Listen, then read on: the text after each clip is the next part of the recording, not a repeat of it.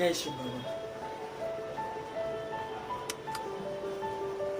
सर्वशास्त्र शिरोमणि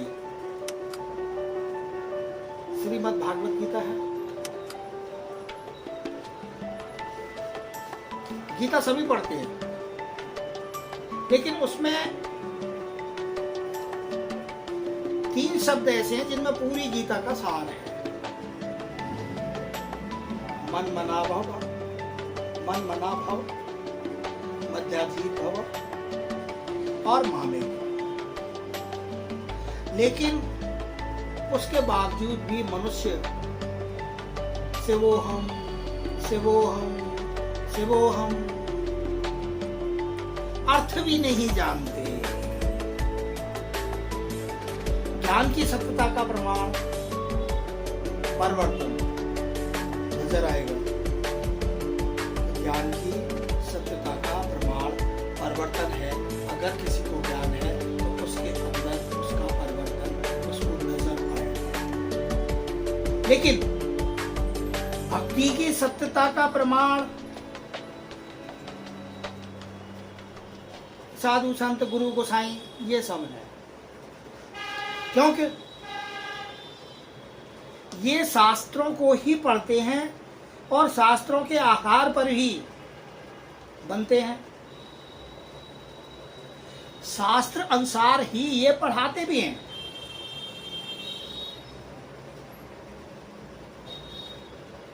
और 63 जन्म की भक्ति करते करते करते काफी पुराने हो जाते हैं। जबकि भक्ति में व्रत नियम पूजा यात्रा दान पुण्य बहुत किए जाते हैं, लेकिन भगवान से उस भावना से प्यार नहीं किया जाता जिस तरीके से ज्ञान में किया जाता है। ज्ञान में भगवान को अपना बाप बताया जाता है, लेकिन यहाँ हम फॉलोअर बन के भक्ति करते हैं। हम मांगते रहते हैं कि हे प्रभु हमें ये दे दे, हे प्रभु हमें ये दे दे, हम बड़े पापी हैं, हम बड़े नीच हैं, हम बड़े कामी हैं, हम बड़े पाप ये हैं। तो इस तरीके से नहीं होना चाहिए कि हम अपने आप को इतना नीचा गिरा। अरे हम ही तो पूज्य थे, हम हमारे पूर्वज हैं, हम पहले पूज्य थे अब पुजारी हो गए। क्योंकि यदि भक्ति में प्राप्तियां होती तो भारत कंगाल नहीं होता, नहीं भारत में इतनी लूट मारें होती। पहले मुगल आए वो लूट लेके ले गए, और उसके बाद अंग्रेज आए वो लूट के ले गए। तो इस तरीके से फिर भी भक्ति पर बहुत खर्चा करते हैं, तीर्थ यात्रा करते हैं, दान पुण्य करते हैं, बड़े बड़े मंदिरें बनाते हैं। ये सब भक्ति के लिए है। और करते करते करते करते आज मनुष्य भक्ति काल में इस कलयुग में कंगाल हो चुका है।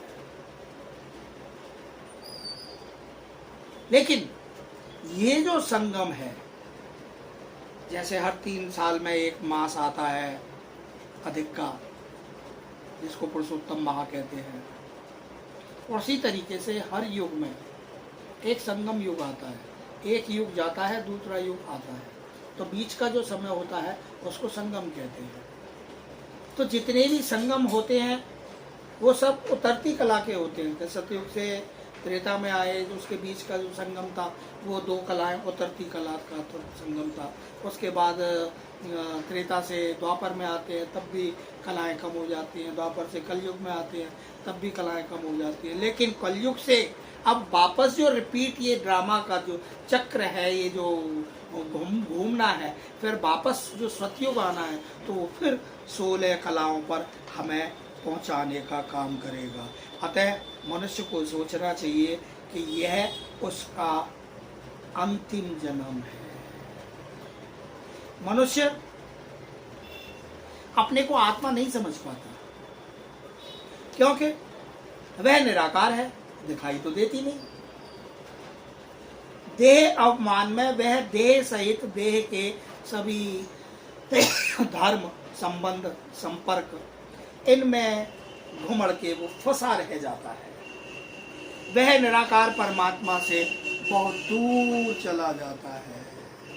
क्यों? निराकार परमात्मा तो परम धाम में बैठा है और मनुष्य यहाँ, मनुष्य आत्मा यहाँ भूतल पे अपना पाठ निभाने के लिए आती है, तो बहुत दूर हो जाता है और जीवन भर दुख, दरिद्र, परेशानी, नरक भोग कर इस पृथ्वी पर दीनहीन बना रहता है सारी जिंदगी। याद रहे कि आप अशरीरी आए थे और अशरीरी ही जाना है। शरीर को यहीं छोड़ के जाना है, शरीर यहीं नष्ट हो जाना है, उसमें आग लगा देनी है। सतयुग 16 कला सर्वगुण संपन्न था, सूर्यवंशी डायनेस्टी थी, एक ही धर्म था और लक्ष्मी नारायण का राज था। 2 कलाएं कम हुई तो चंद्रवंशी हो गए, फिर और कलाएं कम हुई तो और मनुष्य होते चले गए, और आज तो वो देवता भी मनुष्य हो गए हैं, देहधारी हो गए हैं, और आज भूतों की पूजा होती है, देहधारियों की पूजा होती है। ध्यान सहज है लेकिन याद बहुत कठिन है, इसमें बड़ी मेहनत है। ब्राह्मण जीवन का फाउंडेशन पवित्रता है। हमें ब्राह्मण को पवित्र रहना ही चाहिए। दुआएं दो, दुआएं लो, ये सब सफलता की चाबियां हैं। किसी का जलाने से उसका नाम निशान खत्म हो जाता है, लेकिन भारत में रावण को कितने वर्षों से, पुरातन काल से जलाया जा रहा है। हर वर्ष वो और उससे 2 फुट ऊंचा बन के चला आता है और उसको फिर जलाना पड़ता है, लेकिन वह खत्म नहीं हो रहा। तो सबसे बड़ी बात, आप अपने को आत्मा समझें। आत्मा निराकार है।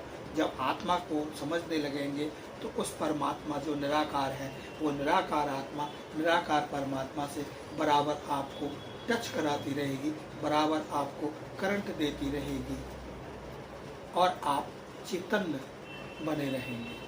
जय श्री राम।